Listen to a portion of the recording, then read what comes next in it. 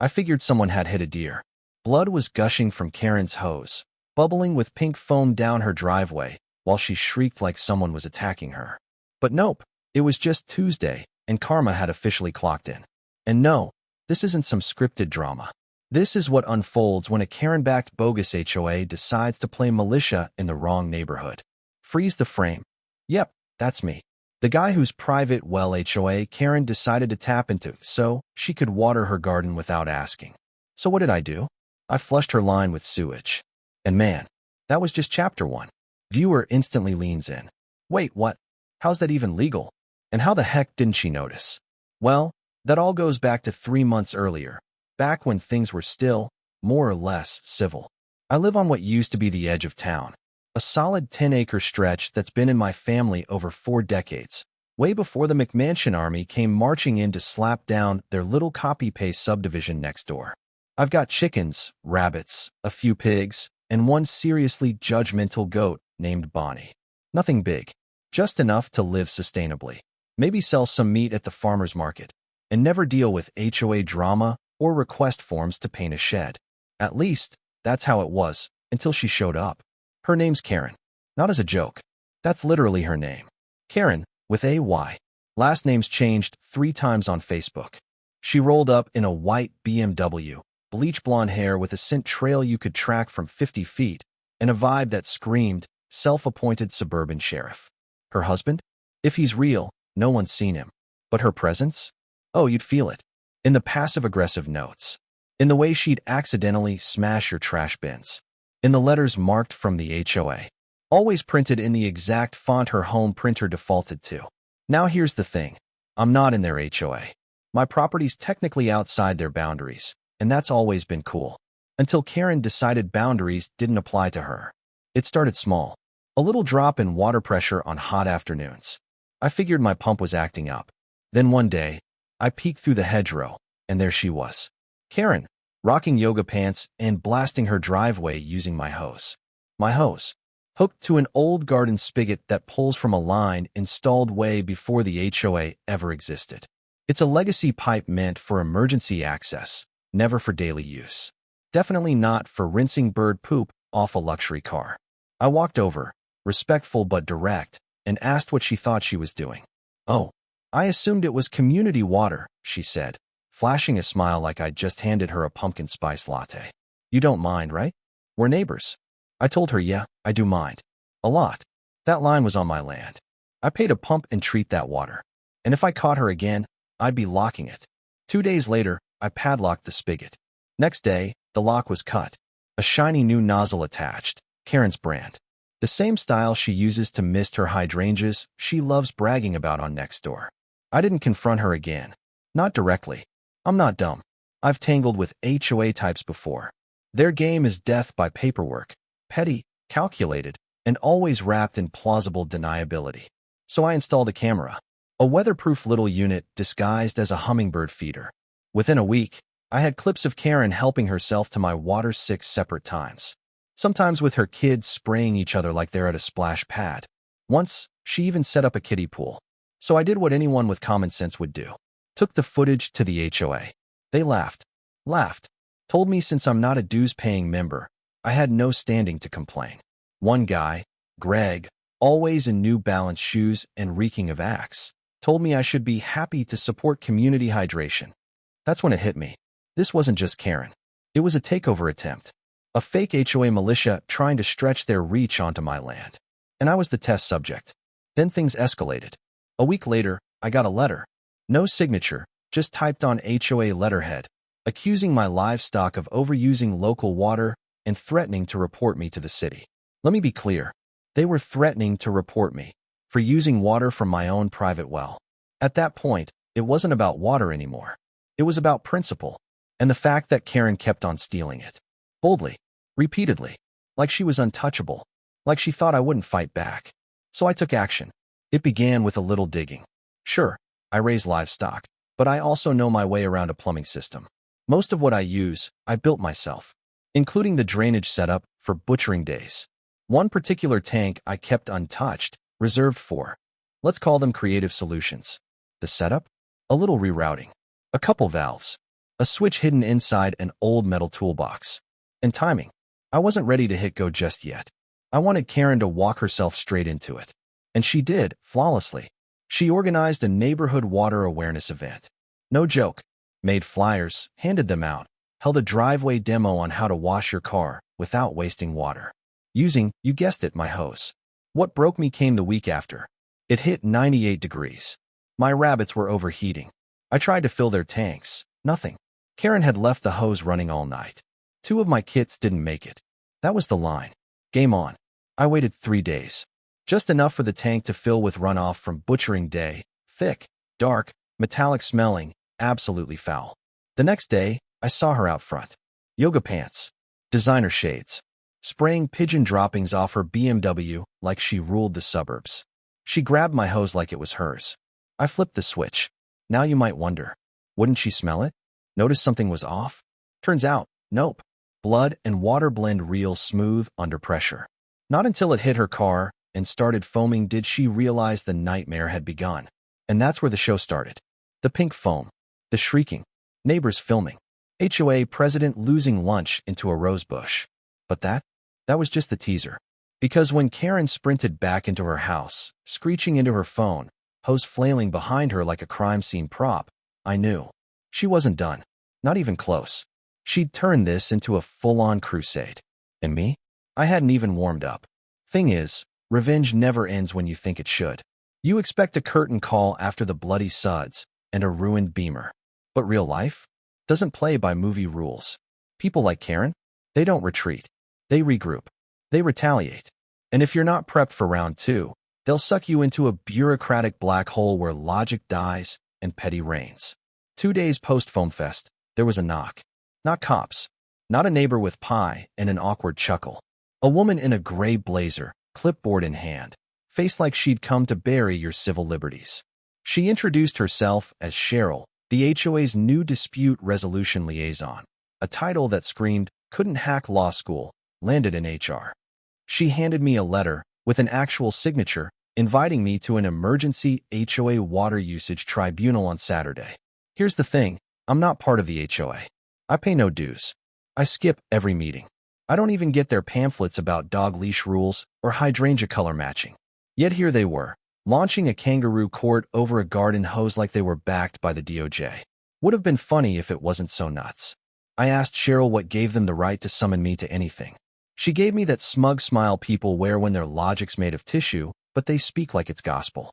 Well, she said, straightening her blazer. Your property technically lies just outside the HOA boundary, but the shared easement creates a mutual interest zone, especially considering your use of legacy utilities. I blinked. Mutual interest? Legacy utilities? It's a hose, lady. Then came paper number 2, a cease and desist order claiming I was using agricultural fluids to pollute shared water sources, labeling it a public health hazard. Until the tribunal gave a verdict, I was ordered to disconnect all outdoor water lines, or face penalties. I laughed, out loud, right in Cheryl's face. Because this wasn't just petty, it was cartoon villain nonsense. But she didn't flinch. She turned on her heel, clipboard swinging, and walked straight back to Karen's porch, where Karen stood, arms crossed, like some HOA Ursula, watching it all unfold. Then came 3 days of silence. Too quiet. No stolen hoses. No tampered sprinklers. No angry flyers in the mailbox. But I knew better than to think it was over. Karen wasn't going anywhere. She was the kind who stirred up trouble slow and steady, like bitter coffee or a 6th grade grudge. And by Saturday, I got to see exactly what she'd been simmering. The so-called tribunal was held in Greg's garage. Yep, that Greg, from the HOA board, now moonlighting as some kind of backyard judge. The setup had folding chairs, a flimsy plastic table, and a pitcher of warm cucumber water, like we were about to chant our way through a resolution. The panel? Karen, Cheryl, and Greg, armed with printed agendas and faces smug enough to power a Prius. I came for the entertainment, not because I thought any of it meant something, but I underestimated how far they'd take the show. Greg kicked things off by reading a list of charges like we were in a low-budget suburban crime drama: water theft, contaminating runoff, unapproved backflow rigging, and my personal favorite, malicious intent to slander the HOA. I waited for the punchline. Didn't get one. I asked if they had any legal say over my land. Cheryl claimed it was under internal review. I asked if I'd broken any actual laws. Karen said the HOA followed a community integrity clause that overrode local codes when it came to shared resource management. I almost choked on a stale cookie sitting on the table. Then they brought out evidence. A bunch of photos Karen had taken of my tools, my animals, and a ridiculously zoomed-in shot of my rabbit's water dish, which she said proved I was misusing non-potable water. I didn't say a word. Just let them go.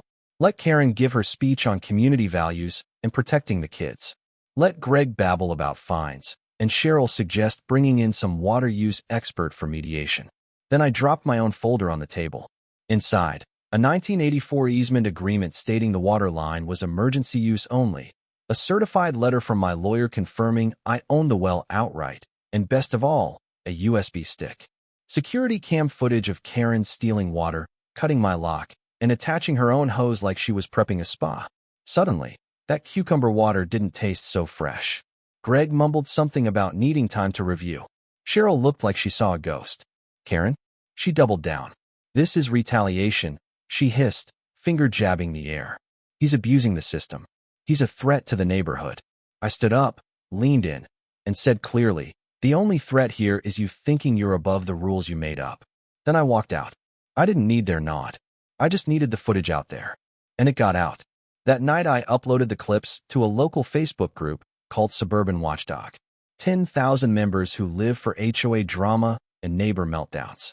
The post title?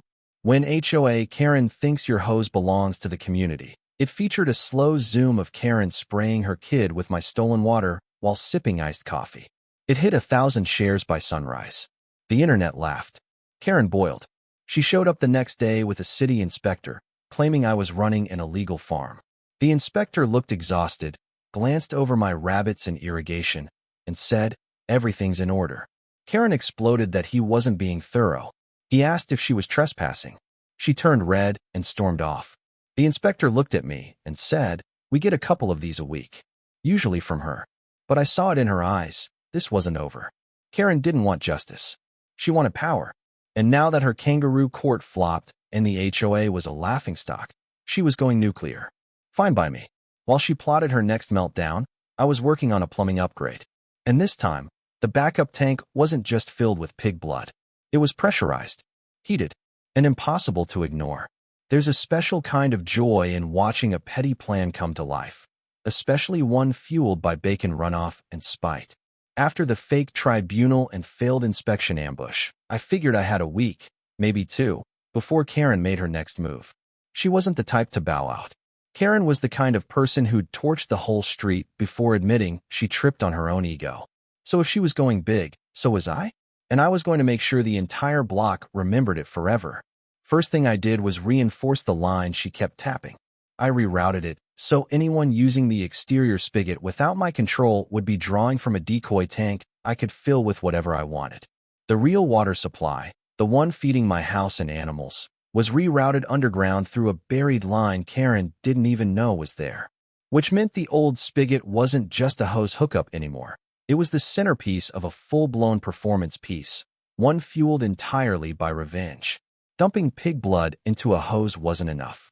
It had to be just the right thickness, just warm enough, and most importantly, timed perfectly to hit her mid-spray. Cold blood splashing on metal? Creepy. But warm blood, fresh-looking and reeking? That's how you leave a mark. So I got busy. I installed a holding tank under the shed, one of those massive black drums folks used to catch rainwater. Inside, I set up a pump, a heating coil, and a filtration screen. Not to clean it, but to keep the clots from jamming up the works. The pigs had been butchered just the day before, their leftovers still fresh in buckets behind the barn. I dumped it all in. Thick, iron-heavy sludge, somewhere between red and brown, full of stuff you'd rather not describe. Added just a dash of biodegradable soap, just enough to foam when pressure hit. Took me hours to get the stench out of my clothes. Totally worth it. Because this wasn't just payback. This was art. 2 days later, the stage was set. Karen strutted out of her house like a suburban field marshal on a mission. Aviators, leggings with cheesy motivational quotes. A giant sun hat like the UV index had a vendetta against her. She wheeled out her pressure washer, clicked her keys like a soap opera villain, and paraded down the driveway like she was starring in a midlife crisis ad. I sat on my porch, sipping coffee, Bonnie the goat lazily chewing grass beside me, unimpressed. Karen grabbed the hose. My hose. The one she insisted was technically accessible to the neighborhood. I'd left it neatly coiled, unlocked, just how she liked it.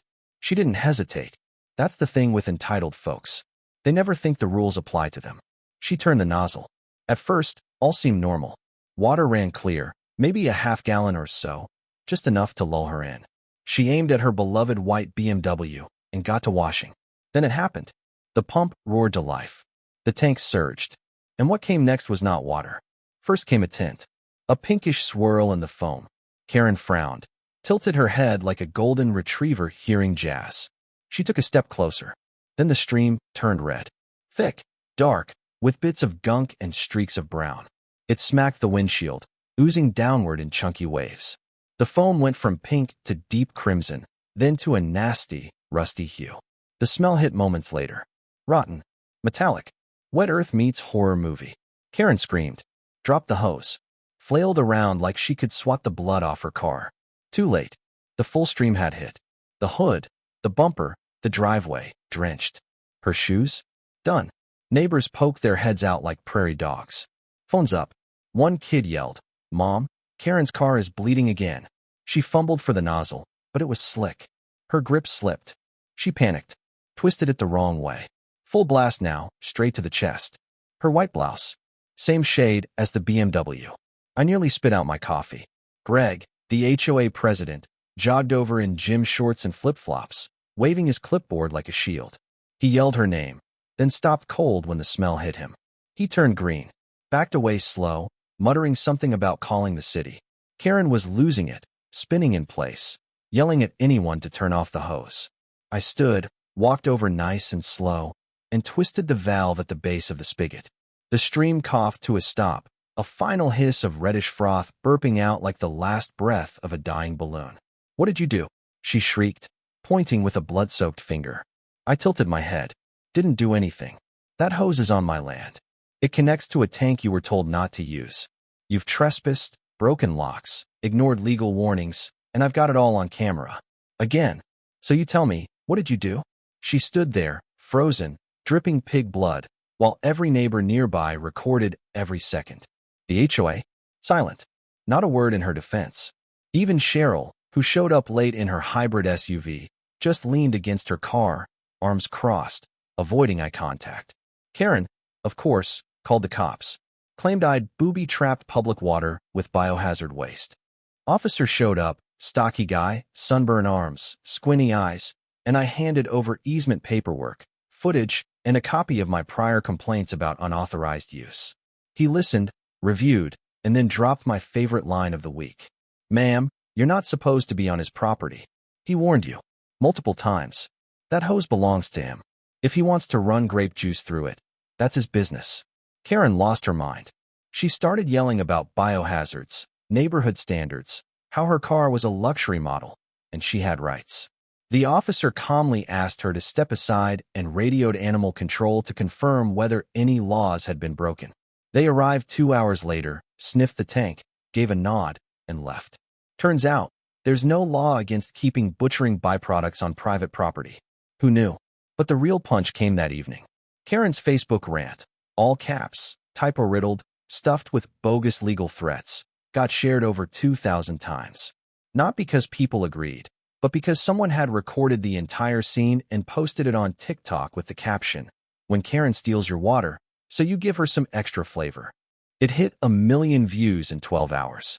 By morning, the neighborhood wasn't whispering. They were howling with laughter. Even Greg looked ready to disappear into a manhole. And Karen? She barricaded herself inside, blinds drawn, her luxury car still sitting in the driveway, stained in blood she couldn't wash off without touching my hose again. But I wasn't finished. Because real revenge isn't about going big. It's about making it last. I had one last move. The kind that makes sure no one like Karen forgets who you are. Because when she tried to strike back, she didn't realize I'd already bought the house right across the street. And I had plans. Loud, legal, smelly plans. There's a kind of silence that follows neighborhood drama. Not the peaceful weekend kind, but the eerie stillness when no one wants to be the first to talk. That's how it felt for days. Karen's place sat like a cursed relic, her once perfect white BMW now a blotchy, red-tinted mess drying like rejected modern art. No one asked about the smell, but every runner and dog walker made awkward, looping detours around her yard. It was beautiful. Karen vanished. Not even a peek for the mail. She was either hiding or brewing her next stunt. But I wasn't waiting. I had plans to make. Because revenge is nice, but revenge that never goes away? That's where it gets fun. I'd had my eye on the two-story across the street for years. Not officially in the HOA, but close enough they always claimed it like territory. No one wanted it. Karen used to scold potential buyers mid-tour about neighborhood expectations. It was discounted to sell, but no one bit. Until me. The moment she filed a bogus health department complaint, which was tossed out with barely concealed laughter, I called the realtor. All cash. Fast close. No strings. By week's end, I owned it. And the next day, I hung a sign out front. Future site of Bonnie's Butcher Barn. Locally sourced, legally licensed, open by appointment. Bonnie the goat even posed for the banner, gnawing a carrot like she was daring Karen to say something. That photo alone lit the group chat on fire. Neighbors begged me to say it was a joke. Greg mailed a very professional plea asking me to reconsider commercial use in a residential zone. I responded by stapling the zoning codes to my mailbox. Agricultural processing, legal on both my properties. Appreciate the concern. Karen? She snapped. The moment I rolled equipment into the garage, she stormed across the street. No disguise, no hat, just full-blown rage. You can't do this, she screamed, pointing at my setup like it had cursed her bloodline. You can't put a slaughterhouse next to my home. I answered calmly. It's not a slaughterhouse, it's a processing facility. Clean. Inspected. Educational. I even offered her a tour. She shouted something about calling the mayor. I suggested she go ahead and call the governor. From that point on, it was war. A suburban Cold War. She tried it all. Filed noise complaints when I wasn't even around. Said the smell was making her dog emotionally unstable. Hired a lawyer to dispute the property lines. Only to discover she'd been encroaching on my land for years with her decorative rock garden. I gave her 30 days to clear it. She didn't. So I moved it, with a backhoe.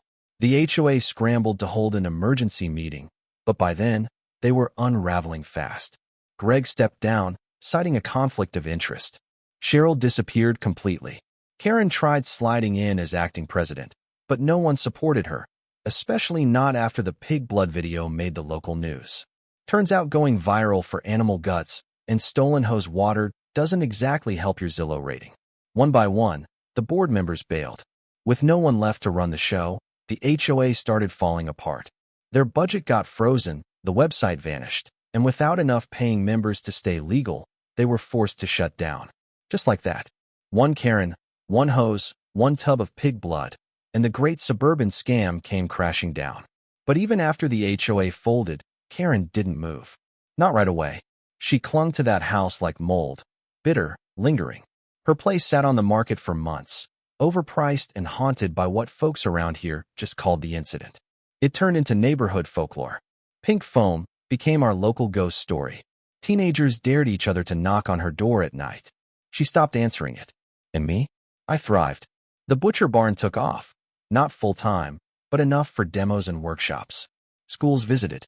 Restaurants started ordering cuts. Bonnie the goat became a minor celebrity. I launched a small online store, shipped meat boxes. One of them blew up on TikTok for being labeled Karen Free Pork. The cherry on top? I never touched her water again. She sure didn't mess with mine. Had a plumber reroute her whole system just to avoid coming within hose range of my line. Perfect. I wanted her to flinch every time she saw a garden hose. Eventually, she listed the house. But after what happened, nobody bit. Even the flippers, the ones who jump on foreclosures, passed. Karen was stuck, living next to the butcher barn, staring across at the guy she tried to ruin. Her reign ended in compost. Somewhere in the heat of summer, she disappeared. No for sale sign. No moving crew. Just gone. Like the ground swallowed her up in pure embarrassment. Word was, she moved in with her sister a few towns away. Some say she's working part-time at a garden center. If that's true, I hope every hose on that lot haunts her dreams. But I didn't throw a party. Not out loud. I didn't gloat, didn't make a toast. I just stepped onto my porch one morning, coffee in hand, looked at the empty house across the street, and smiled. Then I turned to Bonnie and asked, "Think she'd like a welcome back party if someone moves in?" Bonnie just kept chewing her grass. Because in the end, I didn't win by shouting louder or playing dirtier. I won by sticking around and giving her exactly what she wanted, access to my water. The kind she'd remember forever.